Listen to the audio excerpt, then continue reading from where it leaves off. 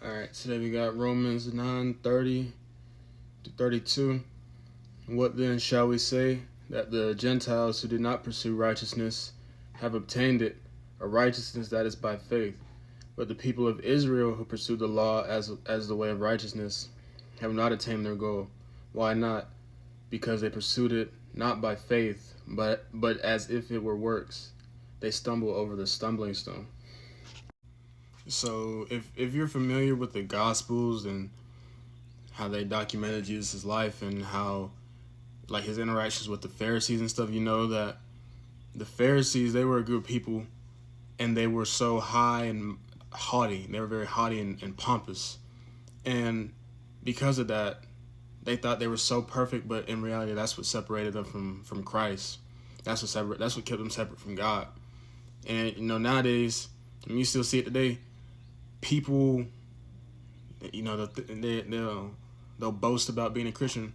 There's nothing wrong with boasting in Christ, but if you're boasting, oh yeah, I do this, I do that, I'm such a good Christian, that's not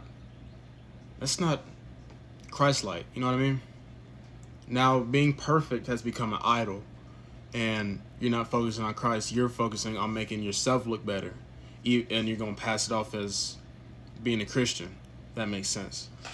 And the thing is, since we're humans, if we try to chase perfection, and if that's what we think is gonna get us to God, then we're gonna fail no matter what. Because like earlier on in this same book in Romans 7, what is it? It's in Romans. I can't give you the exact verse right now. I apologize. But Paul was talking. He's like, he does what he wants to do, but he doesn't do what he wants to do. It's a spiritual battle, that spiritual warfare. You know what I mean? So trying to chase that perfection, that's not gonna get you anywhere. That's gonna actually set you back further.